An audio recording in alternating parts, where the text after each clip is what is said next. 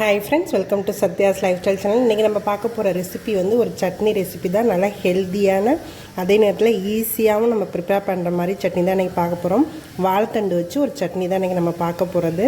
இப்போ வாழைத்தண்டு சாப்பிடாத பசங்களுக்கு இந்த மாதிரி நம்ம சட்னியாக பண்ணி கொடுக்கும்போது இதில் வாழைத்தண்டு சேர்த்துருக்கோன்றதே தெரியாது. டேஸ்ட்டும் நல்லா சூப்பராக டிஃப்ரெண்ட்டாக நல்லாயிருக்கும். இது எப்படி பண்ணலான்றதை பார்க்கலாம்.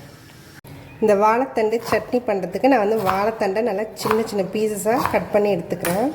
இந்த மாதிரி கட் பண்ண எல்லாத்தையும் நம்ம தண்ணியில் போட்டு வச்சுக்கலாம்.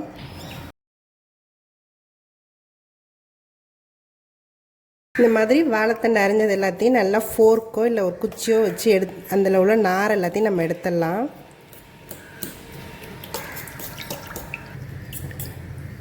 இந்த மாதிரி நாரெல்லாம் வந்துடும். இதை நம்ம தனியாக எடுத்துடலாம். அந்த நார் எல்லாத்தையும் நான் கொஞ்சமாக கடலெண்ணெய் எடுத்துக்கிறேன்.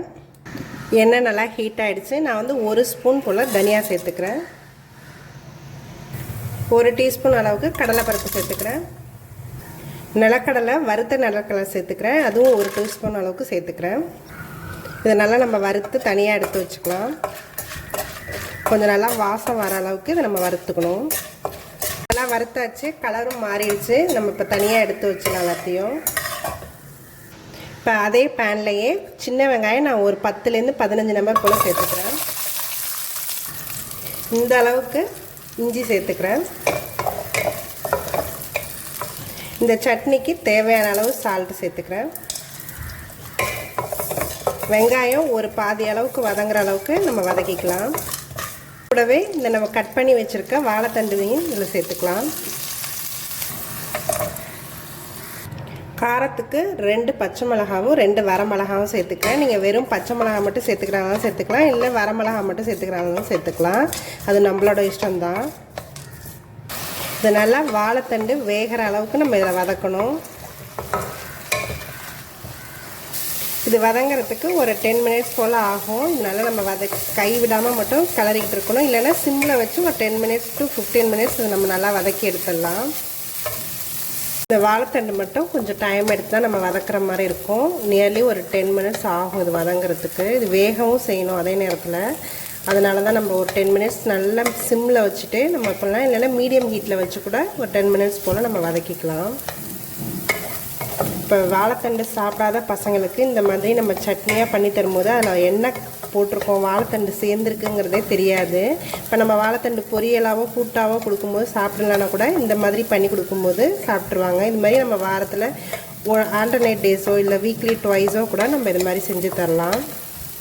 நல்லா வாழைத்தண்டு நல்லா வெந்துருச்சு. இப்போ இதை நிறுத்திடலாம். நம்ம லாஸ்ட்டாக நிறுத்துறதுக்கு முன்னாடி புளி வந்து நான் ஒரு நெல்லிக்காய் அளவு, பெரிய நெல்லிக்காய் அளவுக்கு சேர்த்துக்கிறேன். இதோட நம்ம நிறுத்திடலாம். இது நல்லா சூடு ஆறணுன்னா நம்ம அரைச்சி எடுத்துக்கலாம்.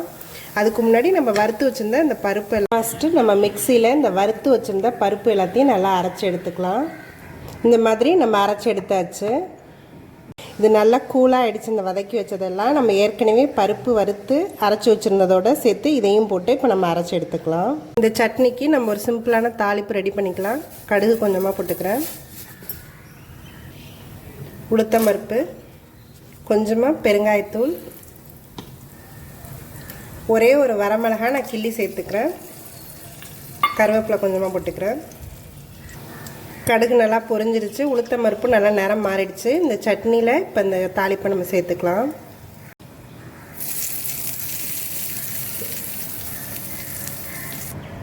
இந்த வாழைத்தண்டு சட்னிக்கு நான் வந்து இன்றைக்கி அடை செஞ்சுருக்கேன். ஸோ இதுதான் இன்றைக்கி காம்பினேஷன். இந்த வாழைத்தண்டு சட்னி வந்து நம்ம அடைக்கு மட்டும் இல்லை, இட்லி, தோசை எல்லாத்துக்குமே நல்ல காம்பினேஷன். இந்த மாதிரி ஹெல்த்தியான சட்னியை நீங்களும் உங்கள் வீட்டில் பண்ணி டேஸ்ட் பண்ணி பாருங்கள். என்னோடய வீடியோஸ் எல்லாத்தையும் பாருங்கள். மறக்காமல் எங்கள் சேனலை சப்ஸ்கிரைப் பண்ணுங்கள். தேங்க்யூ ஃபார் வாட்சிங்.